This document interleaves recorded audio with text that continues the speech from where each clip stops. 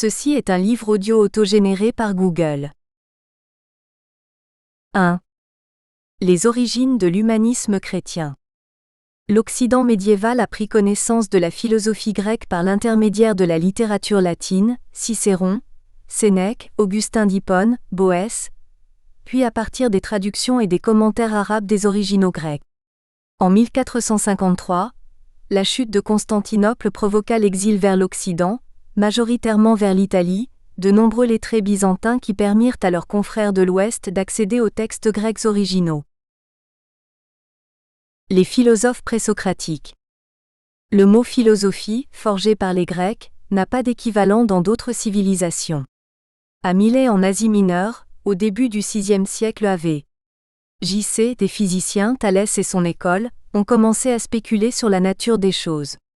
Ils ont tenté de découvrir, au-delà des apparences, le principe unique qui serait susceptible d'expliquer, par des mécanismes accessibles à nos sens, la diversité des phénomènes observables sans qu'il soit nécessaire de faire appel aux dieux.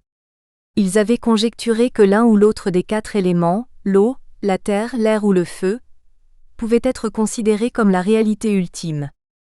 La seconde génération des présocratiques peut se répartir arbitrairement en visionnaires, métaphysiques et atomistes. Les visionnaires, tels Héraclite ou Empédocle, inventèrent des cosmologies fondées sur l'affrontement équilibrant de forces contraires. La métaphysique, assez énigmatique de l'école d'Élée, Parménide, Zénon, concevait un univers étreint, non accessible aux sens, et un monde sensible qui ne serait qu'apparence illusoire. Les atomistes, Leucippe, Démocrite, expliquaient la constitution de l'univers à partir d'éléments les plus simples, les atomes qui se déplaçaient au hasard. Pour Anaxagore, l'infinité de ces particules aurait été ordonnée par une intelligence architecte du monde, Nous. L'école pythagoricienne fut une sorte de secte qui professait l'immortalité et la transmigration des âmes, métempsychose. Pour cette école, le principe ultime de l'harmonie de l'univers était le concept des nombres. Les spéculations intellectuelles et les expérimentations présocratiques donnèrent naissance à la dialectique, l'arithmétique, la géométrie, la gamme diatonique et la numérologie. L'Académie de Platon. Au 5e et 4e siècle av. J.C., l'école philosophique d'Athènes privilégia les relations humaines au détriment des phénomènes naturels observables. La primauté excessive accordée au pouvoir de la parole généra une efflorescence de sophistes, précepteurs pour lesquels l'important n'était pas la connaissance mais l'art de feindre l'omniscience susceptible de faire admettre pour vrai ce qui est faux. Bien qu'ils aient été les précurseurs de la logique, Socrate et Platon désavouèrent ces procédés. Socrate, 470 à 399 av. J.C., rompit avec la tradition des physiciens, l'objet de ses réflexions n'étant plus la nature mais l'homme. Il dialoguait et débattait dans les lieux publics. L'art de Socrate, dont la mère était sage-femme, était la maïeutique ou l'art de faire accoucher les vérités par le jeu des questions-réponses, chaque réponse suscitant une nouvelle question. L'interlocuteur était censé parvenir à l'intuition de l'essence de l'universel.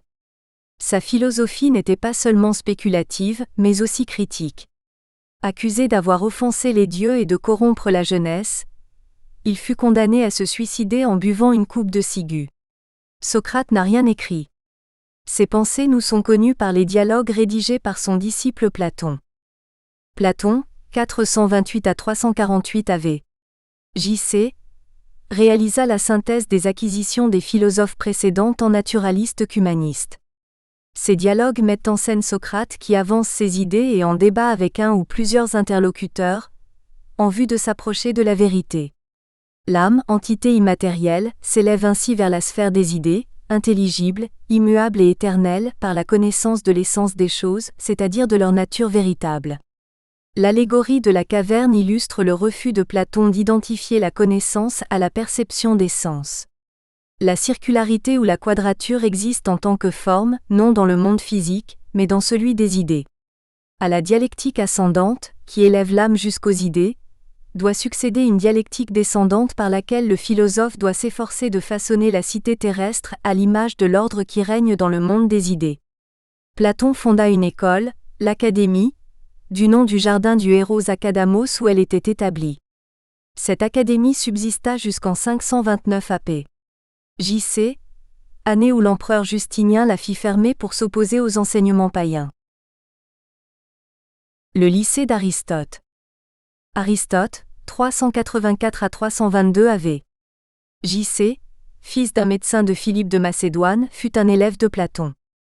Passionné par la botanique et la zoologie, il devint professeur de rhétorique à l'Académie. Après la mort de Platon, il fut pendant 3 ans le précepteur d'Alexandre le Grand. En 340, il fonda sa propre école, le lycée, situé sur le stade d'Apollon Lycien, c'est-à-dire chasseur de loups. Le lycée est aussi connu sous le nom de Péripathos, du nom du péristyle où déambulaient les maîtres et les élèves surnommés péripatéticiens. Aristote s'est détaché de l'influence de Platon et a bâti son propre système de pensée. La logique n'est pas une science mais un instrument, organon, qui permet d'accéder à des connaissances positives. Le raisonnement débute en s'appuyant sur des prémices vraies, puis se déroule en établissant des relations fondamentales conduisant à une conclusion. Le syllogisme, fondé sur le principe de causalité, permet, en partant de principes généraux et universels, d'accéder à des savoirs particuliers. Pour Aristote, la dialectique permet seulement de vérifier la cohérence logique des opinions. Il recommande l'analytique qui procède par déduction à partir de principes établis par l'expérience et l'observation. Les travaux d'Aristote dans le domaine des sciences physiques forgèrent sa conviction que l'observation est la source essentielle de la connaissance, alors que l'abus de la dialectique conduit à des illusions mensongères. Comme Platon, Aristote recherche ce qui est universel. Pour lui, l'idée n'existe pas par elle-même. L'idée de maison, par exemple, est la somme des caractéristiques essentielles de la maison. L'universel est donc dans le particulier, et l'essence n'est pas une réalité au-delà de l'apparence. Après la physique, Aristote traita de la métaphysique, méta, après. Le principe initial ou cause première, comme l'intellect pur, est homogène et immuable mais ce premier moteur n'est pas un être divin créateur du monde. Aristote limite sa théologie à ce que la science peut établir. Il considère que l'âme n'a pas d'existence séparée du corps, et il n'adhère pas à la conception platonicienne de l'âme immatérielle. L'aristotélisme et la scolastique médiévale. Après une éclipse de quelques siècles, la diffusion de la pensée d'Aristote dans l'Occident latin débuta au VIe siècle avec la traduction partielle de la logique par le philosophe latin Boès. Jean Scott Erigen, littéralement, Scott né en Irlande, élabora au IXe siècle le premier système philosophique et théologique médiéval. Il accorda un rôle essentiel à la raison qu'il jugeait indépendante de toute autorité. Dans son sillage, la dialectique de Pierre Abélard, né à Palais près de Nantes en 1079, révéla l'influence grandissante du rationalisme en théologie. Au XIe et XIIe siècle, Avicenne et Averroès traduisirent les textes d'Aristote en arabe. Ces textes et leurs interprétations de la métaphysique, ultérieurement traduits en latin et en hébreu, allaient influencer la pensée chrétienne médiévale qui sera désignée sous le nom de scolastique. À partir du milieu du XIIIe siècle, l'œuvre d'Aristote fut étudiée dans les universités. L'acceptation de l'Église catholique de confronter la révélation chrétienne à la philosophie païenne a de quoi surprendre car à première vue, c'est un défi au bon sens. La philosophie et la théologie scolastique prétendirent recourir à la raison humaine pour mieux comprendre les mystères de la révélation. Les scolastiques étaient convaincus d'une harmonie fondamentale entre la raison et la révélation, car Dieu est la source, à la fois, de la révélation et de la raison humaine. Or Dieu ne saurait se contredire. Toute contradiction apparente ne peut relever que d'une défaillance du raisonnement. In fine cependant, c'est bien la croyance et la théologie qui doivent l'emporter sur la raison et la philosophie. Vers 1260, Sigère de Brabant, jeune maître de la faculté des arts de Paris, enseigna et soutint la thèse d'Averroès selon laquelle la foi et la raison ne sont pas conciliables. L'indépendance de la raison ne saurait s'accorder avec l'obéissance de la foi. Thomas d'Aquin s'éleva avec vigueur contre l'école des philosophes averroïstes. Né à Aquino au pied du mont Cassin en 1224, le jeune Thomas étudia Aristote au collège universitaire des Dominicains à Paris, sous la férule du philosophe scolastique allemand Albert le Grand. Après son doctorat en théologie, il enseigna à l'université de Paris. Il contesta la théologie augustinienne et accorda une double dimension à la foi qui incarne la parole de Dieu, tant dans le domaine de l'esprit que dans les causalités de la nature. Selon Thomas d'Aquin, la foi se construit en une connaissance, une science au sens médiéval du terme, une théologie qui est l'intelligence de la foi. La parole de Dieu s'est énoncée en termes et en concepts humains. Il est donc dans la logique de cette humanisation que l'intelligence humaine travaille à la constitution de ce savoir.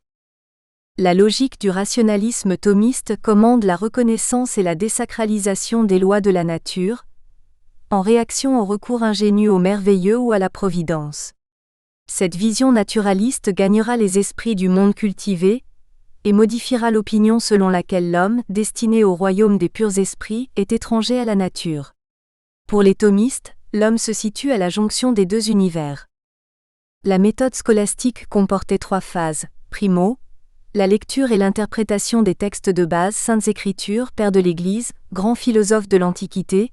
Secondo, le questionnement sur le contenu des textes selon les procédés de la dialectique, et tertio, la dispute qui découle des divergences d'interprétation.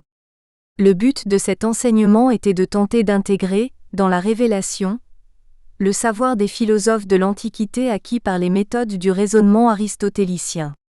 Les scolastiques accordaient le plus grand respect aux philosophes grecs et aux pères de l'Église. Ils ne cherchaient pas à innover, et toute la science qu'ils développaient se résumait le plus souvent en une accumulation sans intérêt de citations. Les successeurs de Thomas d'Aquin, en particulier le théologien écossais John Dun Scott, cherchèrent à réduire le domaine des vérités susceptibles d'être démontrées par la raison. Les opinions personnelles des commentateurs étant dépourvues de toute originalité, la scolastique sombra dans un formalisme stérile que les humanistes néo-platoniciens allaient rejeter. L'Académie platonicienne de Florence. En Italie, au début du XVe siècle, naquit un mouvement d'idées, l'humanisme, qui, en renouant avec certaines valeurs des philosophes de l'Antiquité, plaçait les valeurs humaines et la dignité de la personne au-dessus des autres valeurs. Pétrarque et Boccace en furent les précurseurs. Marcile Ficino, Ficin, médecin et théologien né en Toscane en 1433, dénonça le matérialisme et le panthéisme larvé des philosophes aristotéliciens adeptes des thèses d'Averroès. Il s'affirmait convaincu que les platoniciens de l'Antiquité étaient peu éloignés du christianisme. Comte de Médicis, mécène et homme d'État florentin, mit à la disposition de Ficin sa villa de Careggi, à proximité de Florence. Ficin y fonda l'Académie platonicienne, et mena à bien la première traduction en latin des œuvres complètes de Platon. Il tenta de concilier les idées platoniciennes et le christianisme. Son ouvrage principal, La théologie platonicienne, est une étude de l'âme immortelle et de sa destinée. L'homme, créé à l'image de Dieu, occupe une place intermédiaire dans la hiérarchie du cosmos. L'âme individuelle est appelée à une ascension céleste. C'est cette destinée, associée à sa liberté, qui valorise la place de l'homme sur cette terre. Dans son commentaire du banquet de Platon, Ficin développa sa théorie de l'amour humain, reflet humanisé de la beauté et de la bonté de Dieu. Ordonné prêtre en 1473 et nommé chanoine de la cathédrale de Florence en 1487, Marcile Ficin préféra se retirer prudemment à la campagne, en 1494, lors de l'entrée à Florence du roi de France Charles VIII. Ce dernier fut accueilli comme l'envoyé de Dieu par le dominicain Girolamo Savonarole, prédicateur visionnaire animé d'un puritanisme mystique qui avait chassé les Médicis et instauré à Florence une république théocratique. Il fut pendu, et son corps jeté au bûcher en 1498. Marcile Ficin décéda l'année suivante. Giovanni Pic de la Mirandole, né en 1463 près de Modène, fut le plus célèbre disciple de Ficin. Doté d'un riche patrimoine, d'une belle prestance et de dispositions intellectuelles prodigieuses, il débuta son parcours universitaire à Bologne à l'âge de 14 ans. Pendant 7 ans, il fréquenta les universités les plus renommées d'Italie et de France. En 1484, il séjourna à l'Académie platonicienne de Florence. 2 ans plus tard, âgé de 23 ans, il proposa au pape Innocent IV de réunir, à ses frais, un concile de théologiens pour disputer de ses 900 thèses de philosophie et de théologie. Outré et mortifié par cette juvénile outrecuidance, les prélats de la curie romaine l'obligèrent à désavouer publiquement 13 de ses thèses jugées hérétiques. À Paris, Pic de la Mirandole fut brièvement incarcéré dans un donjon du château de Vincennes tandis que la Sorbonne lui fermait ses portes. Invité par Laurent le Magnifique, il se réfugia à Florence. Influencé par les ardentes prédications de Savonarola, le brillant intellectuel mondain se convertit en un chrétien sincère et pieux. Il décéda, à l'âge de 31 ans, en 1494, emporté par une fièvre maligne selon les uns, par le poison de son secrétaire jaloux et disciple de Machiavel selon les autres. Pic de la Mirandole insista sur les convergences entre le platonisme antique et le christianisme. Cependant, en dépit de son admiration pour les auteurs anciens, philosophes grecs ou pères de l'Église, il ne leur accorda jamais, à la différence des scolastiques, le bénéfice de l'infaillibilité. Dans son discours sur la dignité de l'homme, préface et seule partie publiée de ses 900 thèses, ainsi que dans l'ensemble de son œuvre, métaphysique, philosophique, théologique, éthique et psychologique, apparaissent les thèmes dominants de sa philosophie. Au sein de l'univers, l'homme est un microcosme qui emprunte des éléments aux trois mondes, divin, céleste et terrestre. Il occupe une place privilégiée, car il appelait à s'élever au-dessus des créatures célestes. Par la grâce divine, l'homme est libre et il est l'artisan de sa destinée. Dans cette optique, Pic de la Mirandole fustigea les astrologues car pour lui l'homme n'est pas soumis à un déterminisme aveugle, fût-il en relation avec la position des astres. L'œuvre de Pic de la Mirandole est la charte de l'humanisme chrétien. Elle ouvre la voie au cartésianisme. Erasme saura un gré infini à Pic de la Mirandole, pour avoir définitivement relégué la scolastique aux oubliettes. 2. L'humanisme chrétien, une brèche pour la réforme. L'humanisme de la Renaissance fut un vaste mouvement culturel, qui toucha aussi bien le domaine des arts que ceux de la philosophie et de la théologie. En réaction contre la scolastique, les humanistes chrétiens rejetèrent, dans l'étude des textes, l'argument d'autorité. Cette liberté dont ils se réclamaient, ainsi que le recours à la science dans le domaine de la théologie les rendirent suspects d'hérésie aux yeux des conservateurs dogmatiques. Ils furent accusés d'avoir favorisé la réforme. Le mouvement s'étendit à toute l'Europe occidentale.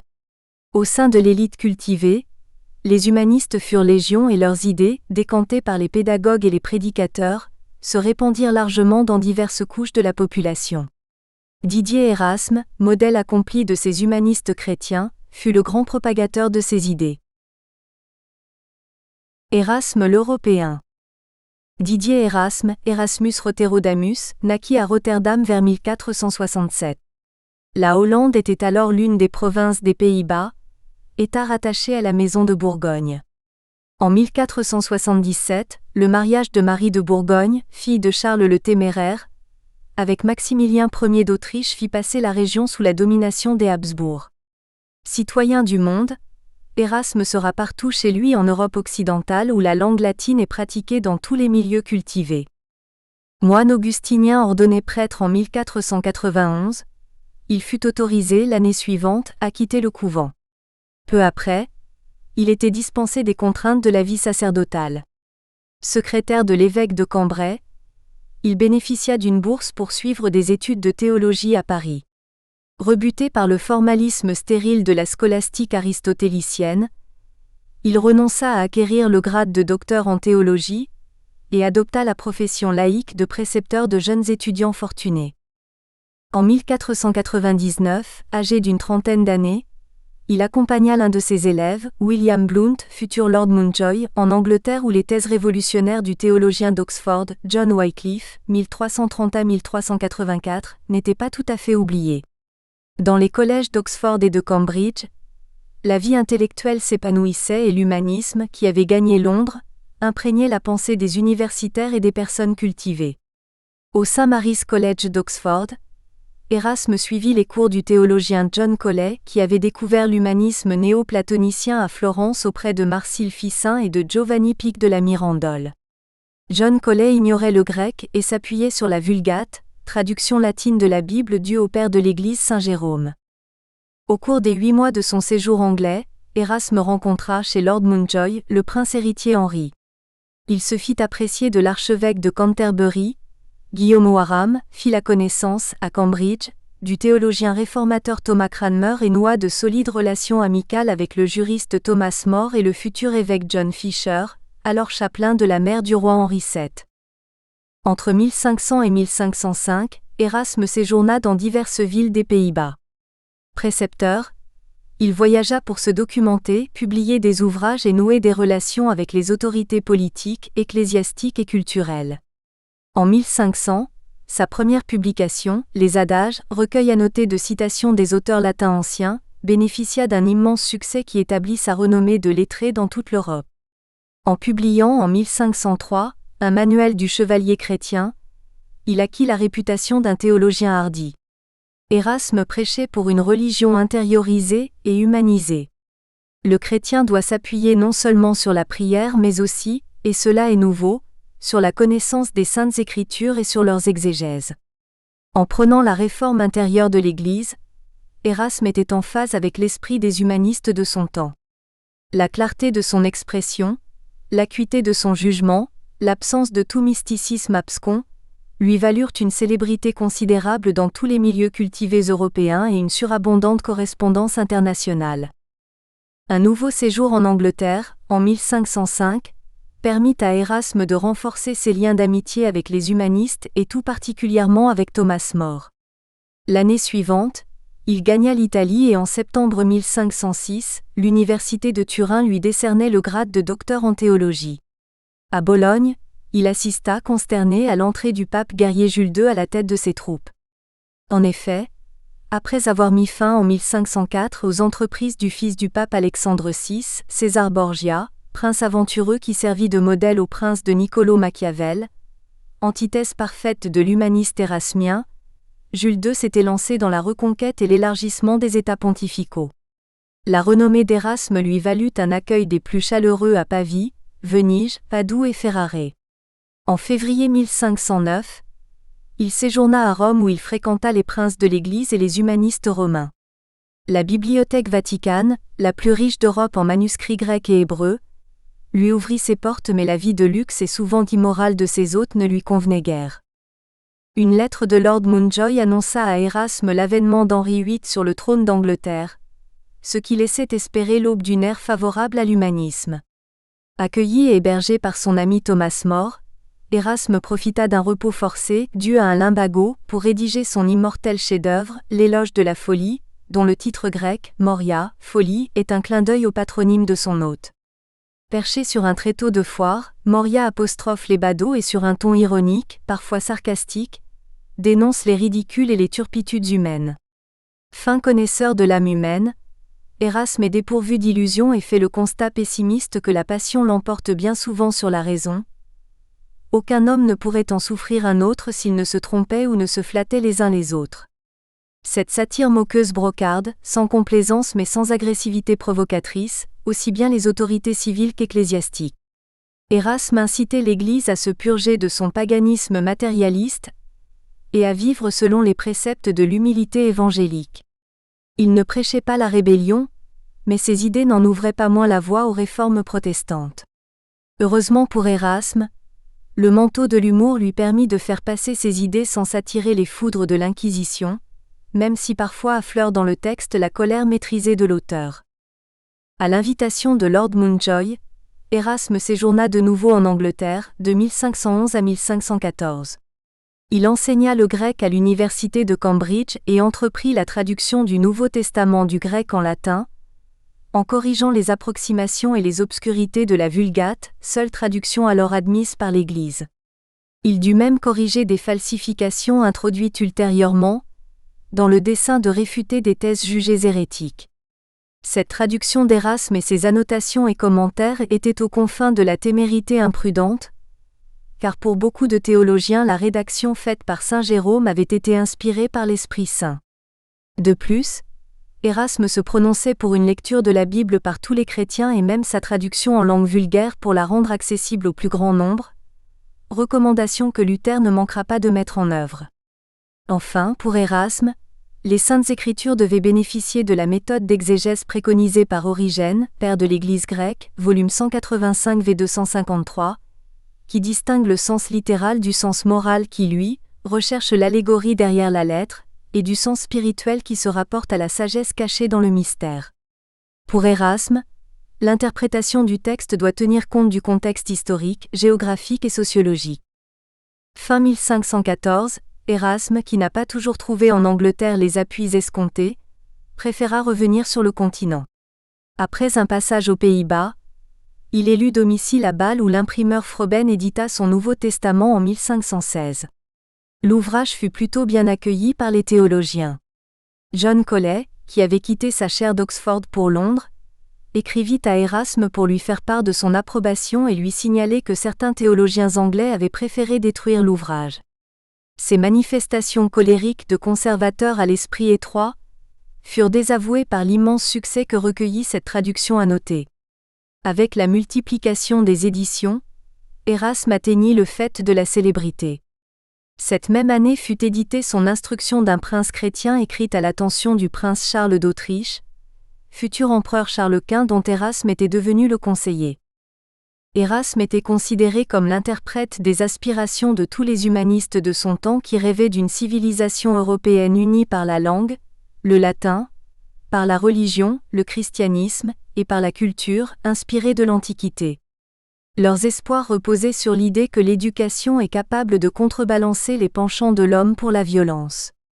Les péripéties dramatiques de l'histoire à venir expédieront ces thèses idéalistes au royaume d'utopie. Érasme le Pacifique devra monter au créneau et croiser le fer, de sa plume, avec Martin Luther. Nous y reviendrons plus loin. Les humanistes anglais pré-réformateurs. Au tournant des 15e-16e siècles, une génération de lettrés humanistes fleurit en Angleterre. Tous avaient séjourné en Italie, comme John Free, Thomas Chandler ou John Farley. Ils disposaient d'ouvrages introduits par les lettrés grecs émigrés de Byzance, en particulier Démétrius Cantacuzène, Georges Hermonymos ou Emmanuel de Constantinople. William Grocyn, 1446 à 1519, fut l'initiateur de l'étude du grec qu'il enseigna à Oxford à partir de 1490. Thomas More fut l'un de ses élèves. Il est intéressant de noter qu'au début du XVIe siècle, un livre sur 7 vendu à Oxford était un ouvrage d'Érasme, et que chaque livre était lu par plusieurs étudiants. John Colet, 1466 à 1519, séjourna 3 ans en Italie où il fréquenta Ficin et Pic de la Mirandole. À Paris, il fit la connaissance d'Érasme et de ses amis lettrés. Ordonné prêtre, il fut nommé professeur de théologie à Oxford. Convaincu de la possibilité de régénérer le christianisme à la lumière de la philosophie néo-platonicienne, il fera d'Oxford le premier foyer de l'humanisme chrétien en Angleterre. John Colet consacra sa vie à l'étude des Écritures, à partir du texte latin de la Vulgate car il ne maîtrisait pas suffisamment le grec. Il encouragea l'étude exégétique de ces écrits, dont il renouvela l'interprétation en les resituant dans leur contexte. Pour lui, ces textes sont adaptés aux auditeurs de l'époque et utilisent un style imagé. La création décrite dans la Genèse est une fiction poétique. En 1505, il fut nommé doyen de la cathédrale Saint-Paul de Londres. Il y fonda une école en 1509, qui fut la première école publique d'Angleterre. L'esprit de libre critique s'y développa. Reprenant les reproches contre les abus de l'Église, déjà dénoncés en son temps par John Wycliffe, il se fit l'avocat d'une réforme interne de l'Église sans remettre en cause l'autorité pontificale. Il appuyait sa foi sur les seules Écritures, sans se référer à la tradition. En 1511, lors de l'ouverture du synode contre les Lollards disciples de Wycliffe, John Colet, au lieu d'attaquer ces hérétiques, s'en prit au dérèglement des ecclésiastiques, leur reprochant leur ambition, leur cupidité, leurs amusements mondains et leurs occupations séculières. Le clergé anglais prêtait le flanc à ces critiques. Depuis Henri VII, les évêques n'étaient plus que des fonctionnaires royaux, pensionnés sur les revenus de l'Église. Ils servaient à la cour, dans des ambassades, participaient à des missions diplomatiques mais ne résidaient guère dans leurs évêchés. John Colet fut l'objet de sévères accusations, le situant aux frontières de l'hérésie. En proposant au clergé une transformation fondamentale de leur manière de vivre et de leur façon de croire, il fut l'un des pré-réformateurs majeurs d'Angleterre et l'un des maîtres à penser d'Érasme. John Colet confia la direction de l'école Saint-Paul à William Lilly, qui avait acquis une vaste culture à Oxford et en Italie. Au retour d'un pèlerinage à Jérusalem, il avait séjourné à Rhodes pour approfondir sa connaissance du grec ancien. Avec Erasme, il composa une grammaire latine à l'usage des élèves de saint Paul où il enseignait aussi le grec. Thomas Linacre, 1460 à 1524, fit partie du cercle des humanistes anglais que fréquenta Thomas More. Doué de solides connaissances linguistiques, il enseigna le grec à Oxford à partir de 1492. Médecin, il s'intéressa aux écrits d'Hippocrate et de Galien et fonda l'école royale de médecine. Il fut par ailleurs le précepteur du futur Henri VIII et de sa sœur, la princesse Marie. John Fisher, 1469 à 1535, fut formé à l'université de Cambridge. Ordonné prêtre en 1491, il se distingua en tant qu'érudit, prédicateur et administrateur. Chapelain de la mère du roi Henri VII, il la persuada de créer des chaires de théologie à Oxford et à Cambridge et de fonder le Christ's College à Cambridge. En 1504, il fut nommé chancelier à vie de l'université de Cambridge. Il encouragea l'humanisme et les études hébraïques. C'est lui qui persuada Erasme de venir à Cambridge, où ce dernier enseigna le grec et la philosophie de 1511 à 1514. Les réformateurs William Tyndale, Hugh Latimer et Thomas Cranmer y firent leurs études à cette période. Nommé évêque de Rochester, John Fisher s'opposera jusqu'à la mort aux volontés d'Henri VIII. Thomas More, l'humaniste utopien. Fils d'un magistrat londonien, Thomas More naquit à Londres en 1478, à 20 mètres de la maison natale de Thomas Becket. Leurs destins seront cruellement convergents. En 1492, âgé de 14 ans, le jeune Thomas entrait au Canterbury College d'Oxford où il fut accueilli par un groupe d'enseignants avant-gardistes et éminents humanistes, tels William Grocyn, Thomas Linacre et William Latimer que Frédéric Seebohm cite dans son ouvrage de 1887, The Oxford Reformers. William Latimer, sans lien avec Hugh Latimer cité plus haut, aida Erasme dans sa traduction du Nouveau Testament. Sous la conduite de tels maîtres, Thomas More entreprit l'étude de textes littéraires et philosophiques grecs et latins. Il s'initia au néoplatonisme d'Augustin d'Hippone, à l'aristotélisme de Thomas d'Aquin et à son concept de la loi naturelle de la personne humaine. Les idées néoplatoniciennes de Pic de la Mirandole, défenseur de la liberté de la pensée, exercèrent sur lui une profonde influence. En 1494, à la demande de son père, Thomas More entamait une formation dans les écoles de droit de Londres. 2 années plus tard, il se retira volontairement, à l'âge de 18 ans, pour réfléchir et méditer sur sa vocation, dans l'un des ermitages individuels de la Chartreuse de Londres. Après 4 ans de réflexion, menés de pair avec la poursuite de l'étude du grec et du droit, il fut convaincu qu'il n'était pas fait pour la vie monastique non plus que pour le célibat. Il acheva ses études de droit, et entama une carrière d'avocat. Il fréquenta les cercles humanistes londoniens où il côtoya John Collet, William Lilly et Thomas Linacre. Sa rencontre avec Didier Erasme évolua en une amitié féconde et durable. Parlementaire à la Chambre des communes, il devint en 1510 l'un des shérifs adjoints de Londres et à ce titre il fut chargé d'une fonction de juge. Il trouva le temps de traduire en anglais une biographie de Pic de la Mirandole et de rédiger une histoire de Richard III dont s'inspirera William Shakespeare. Sa flatteuse réputation de magistrat intègre et de lettré cultivé lui valut, en 1515, d'être désigné, avec son ami l'évêque Cuthbert Tunstall, comme membre d'une mission chargée par le roi de négocier les relations commerciales de l'Angleterre avec les Pays-Bas. Le succès de l'entreprise incita Henri VIII à lui proposer d'entrer en son conseil privé.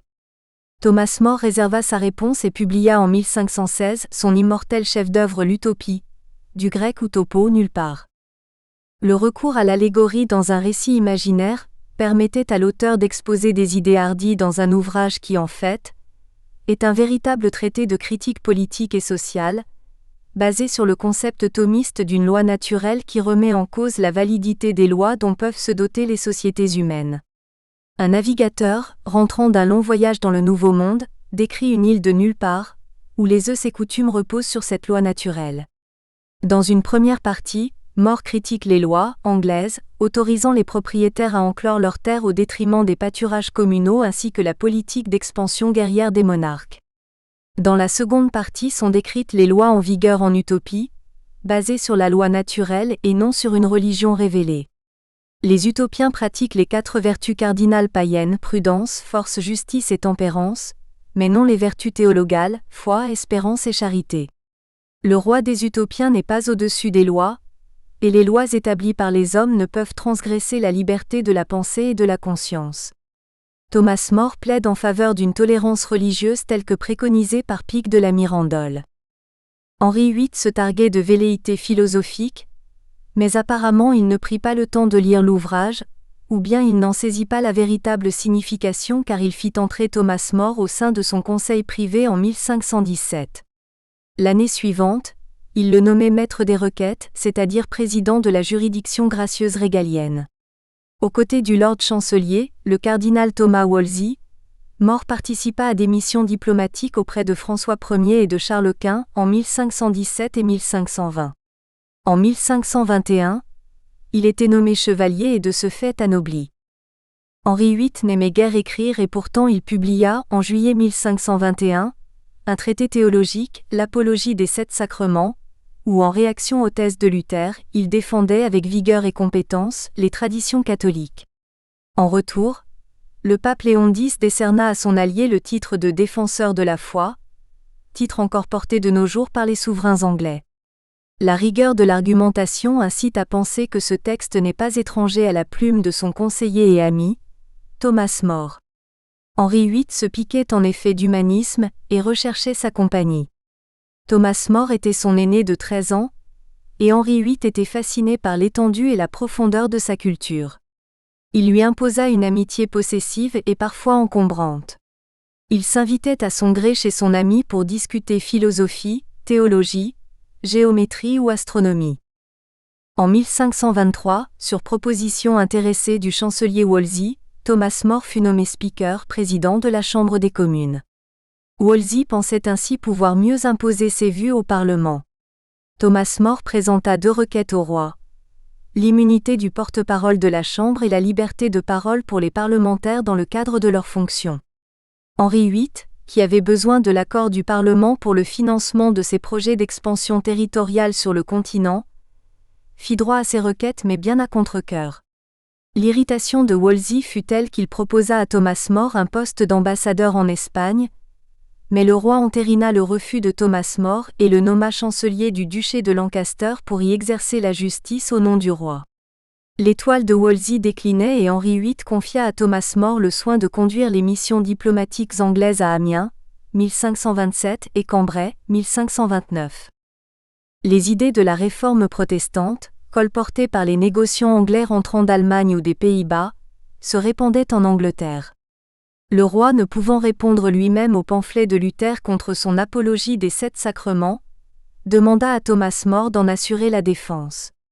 Thomas More publia de nombreux écrits polémiques pour réfuter les attaques de Luther.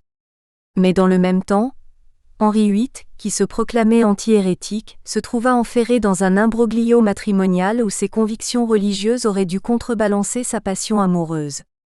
Thomas Wolsey, le cardinal, et Thomas More, le juriste laïque, seront emportés par le torrent impétueux de cette passion.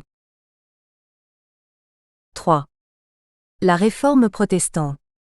La Réforme fut un mouvement religieux révolutionnaire qui mit fin à la suprématie de l'Église catholique romaine en Europe occidentale et aboutit à la création de différentes églises protestantes. Les causes favorisantes. Depuis le Haut Moyen Âge, la hiérarchie de l'Église de Rome n'était plus en phase avec le message évangélique. Le souverain pontife et de nombreux prélats étaient devenus des souverains temporels, enclins à défendre leurs biens terrestres et à abuser de leur autorité. Complices des puissants seigneurs laïcs, ils attisaient l'envie et les ressentiments. Le bas clergé, peu instruit et souvent de peu de moralité, participait de cette dérive par un cléricalisme actif. Les mouvements réformateurs médiévaux n'avaient pas manqué, cathares, vaudois, fraticelles, lollards, hussites, mais l'alliance des autorités séculières et ecclésiastiques les avait écrasés. À l'aube de la Renaissance, plusieurs facteurs se sont conjugués pour assurer le succès de la réforme. L'imprimerie a permis une large diffusion non seulement des Écritures, mais aussi de tous les ouvrages contestataires. La scolastique disparaissait au profit d'un enseignement appliquant les principes de l'humanisme chrétien. Enfin, le sentiment national s'était éveillé. Contrairement à l'idée reçue, imposée par l'Église romaine, la réforme protestante n'est pas dans l'absolu qualifiable d'hérétique. À aucun moment les réformateurs n'ont avancé des thèses qui ne puissent être appuyées par un texte de la Bible. Aucun réformateur n'a remis en cause la formulation de la foi chrétienne établie en 392 par le Credo de Nicée-Constantinople. Par contre, les réformateurs ont remis en cause ce qu'ils considéraient comme des ajouts imposés au nom de la tradition par une Église officielle qui poursuivait le rêve insensé d'établir une théocratie universelle. Le Grand Schisme d'Occident, 1378 à 1417, qui affaiblit sérieusement l'autorité pontificale, condamna définitivement cette chimère. La réforme fut une remise en cause de la suprématie pontificale, de la hiérarchie ecclésiastique, ainsi que des croyances, des rites et des pratiques non formellement instituées par les Écritures. Martin Luther, le lansquenet de la Réforme. Martin Luther est un mystique qui s'est métamorphosé en un homme d'action, rugueux et opiniâtre. D'origine modeste, il naquit en Saxe en 1483. Dans une Allemagne féodale dominée par une Église chrétienne omniprésente, le but essentiel de la vie terrestre était d'assurer son salut éternel. Le jeune Martin suivait des études de droit à l'université d'Erfurt en Thuringe quand en 1505, lors d'un effroyable orage en rase campagne, il fit le serment de se faire moine s'il échappait à la mort. Peu après, il rentrait au monastère des Augustins d'Erfurt. Désireux d'assurer son salut, il se comporta en novice exemplaire, tendu vers une sainteté qui lui apparaissait comme inaccessible. Il réalisait en effet qu'il allait se présenter devant Dieu armé de ses seules bonnes actions. Il éprouvait le sentiment profond que l'homme ne peut marchander avec Dieu, et que par conséquent les bonnes actions ne pouvaient être un préalable à l'obtention de la grâce divine. Martin Luther, ordonné prêtre en 1507, fut chargé d'enseigner l'éthique aristotélicienne au couvent des Augustins à Wittenberg en Saxe. En 1510, il effectua un pèlerinage à Rome avec une étape à Florence. Il fut offusqué par l'appétit des Italiens pour les plaisirs terrestres et qui, sous couvert d'art religieux, divinisaient le profane.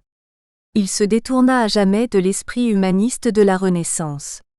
En 1512, il obtint son doctorat en théologie à l'université de Wittenberg où il fut nommé titulaire de la chaire de théologie biblique, poste qu'il occupera jusqu'à la fin de sa vie.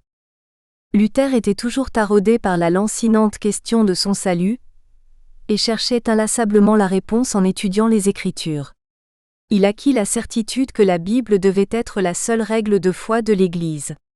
Le verset 17, chapitre 1, de l'Épître de Paul aux Romains apporta une réponse à ses tourments mystiques personnels. C'est en l'Évangile que la justice de Dieu est révélée par la foi, selon qu'il est écrit « Celui qui est juste par la foi vivra ».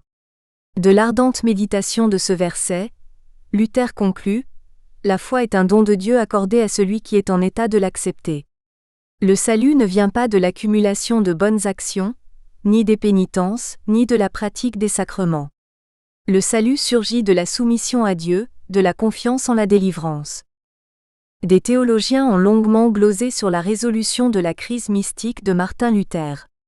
Il est cependant évident que l'exégèse du texte épistolaire de Paul de Tarse n'était pas de nature à mobiliser les foules.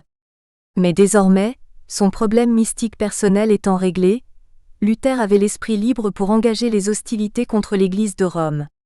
Le pape allait lui en offrir l'occasion d'une façon presque caricaturale. Sous le nom de Léon X, Jean de Médicis avait succédé en 1513 au pape guerrier Jules II.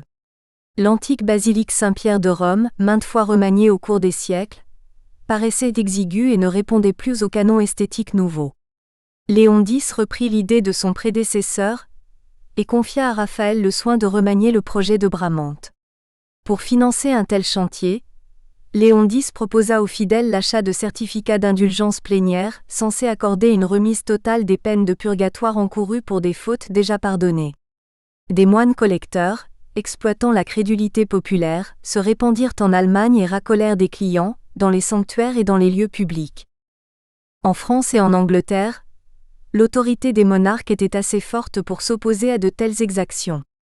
Ce ne fut pas le cas dans l'Empire germanique, conglomérat d'États princiers, ecclésiastiques ou laïques, de villes libres et de petites seigneuries, dont les frontières mal définies englobaient une immense superficie correspondant au territoire actuel de l'Allemagne, de la République tchèque, de l'Autriche, des Pays-Bas, de la Belgique, de la Flandre française, de l'Alsace et d'une partie de la Lorraine et de la Franche-Comté.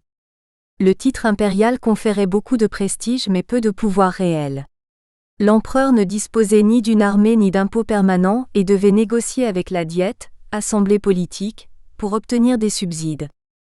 D'après ce que rapporte la tradition, le 31 octobre 1517, Luther cloua sur les portes de l'église du château de Wittenberg ses 95 thèses dénonçant les abus de l'église, dont la vente des indulgences, et affirmant que la Bible était la seule autorité sur laquelle reposait la foi. Ces thèses furent immédiatement traduites en allemand et diffusées dans tout l'Empire. Les étudiants et les moines de Wittenberg furent enthousiastes. Les bourgeois souscrivirent à des thèses défendant l'épargne allemande. La petite noblesse, envieuse des propriétés de l'Église, se réjouit sans retenue. La haute hiérarchie catholique, scandalisée, dépêcha le théologien Giacomo Caetano, légat du pape, auprès de Luther pour tenter de le raisonner. La dispute fut serrée.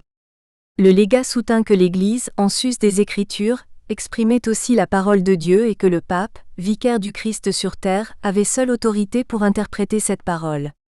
Luther rétorqua que le pape et les conciles étaient faillibles, et que la foi établissait un rapport direct entre le Christ et le fidèle sans qu'il soit besoin de médiateur, le rôle des prêtres devant se limiter à la prédication.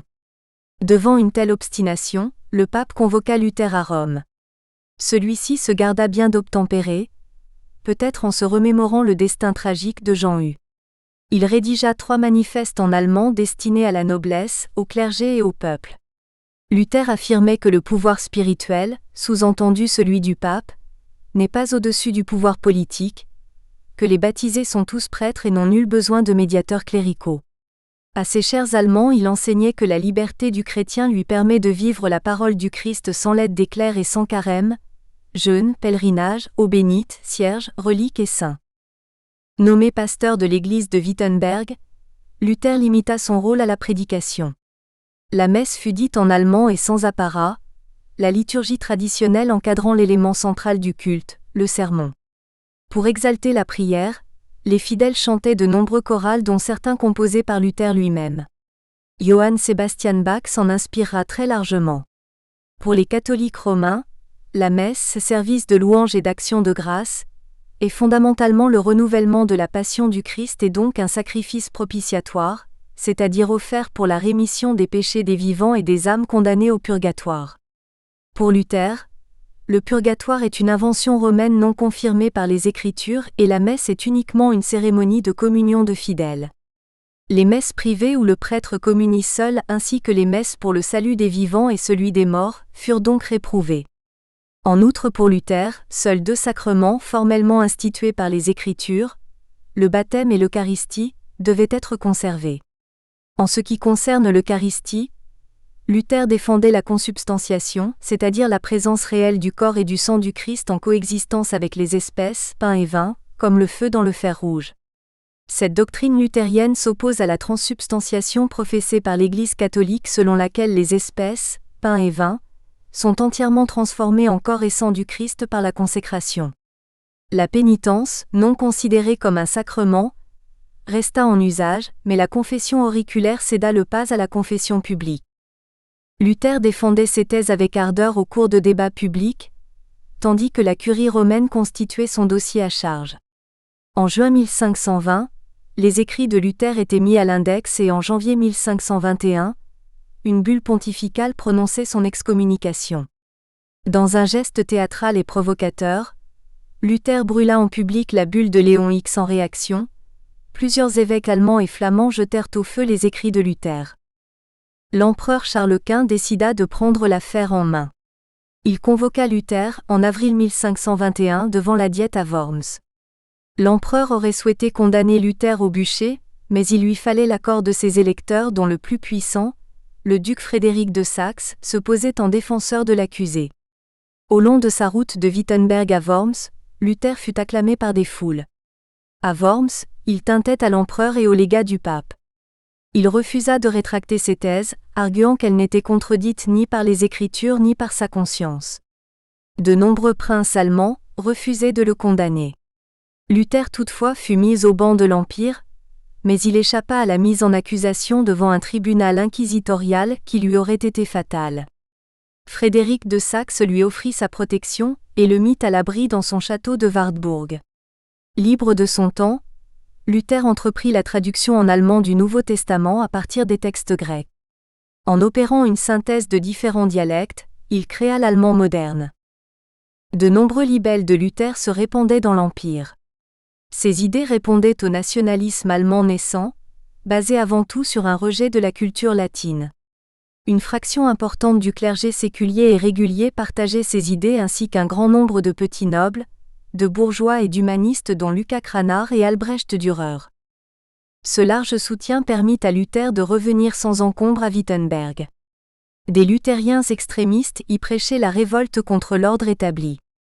En 1524, éclatait la guerre des paysans dont les chefs justifiaient leur menée subversive en se référant aux thèses de Luther. Dans un libelle contre les hordes criminelles et pillardes des paysans, Luther désavouait les débordements des révoltés et se déclarait en faveur d'une religion d'État, la religion du souverain devenant celle du peuple. Il accréditait l'idée de la légitimité divine des souverains. La révolte des paysans fut écrasée en 1525, et les princes du nord de l'Allemagne se rallièrent au luthéranisme qui s'étendit bientôt aux pays scandinaves et baltes. Charles Quint souhaitait rétablir l'unité religieuse. Il favorisait la tenue de colloques et réclamait de la papauté la réunion d'un concile œcuménique conformément aux vœux d'Érasme. Il se heurta aussi bien à l'intransigeance des luthériens qu'à la défiance du pape. En 1526, à la Diète de Spire, Charles Quint parut gagner à l'idée d'accorder la liberté de religion aux principautés, mais en 1529, lors de la seconde Diète de Spire, il revint sur ses concessions. 6 princes et 14 villes protestèrent si vigoureusement que les luthériens méritèrent le nom de protestants. Une nouvelle diète se tint à Augsbourg en 1530. Luther, toujours au ban de l'Empire, y dépêcha son ami et proche collaborateur Philippe Melanchthon, titulaire de la chaire de grec de l'université de Wittenberg. Humaniste chrétien, Melanchthon rédigea, en tentant de réduire les divergences doctrinales avec l'Église romaine, la Confession d'Augsbourg, véritable texte doctrinal fondateur du luthéranisme.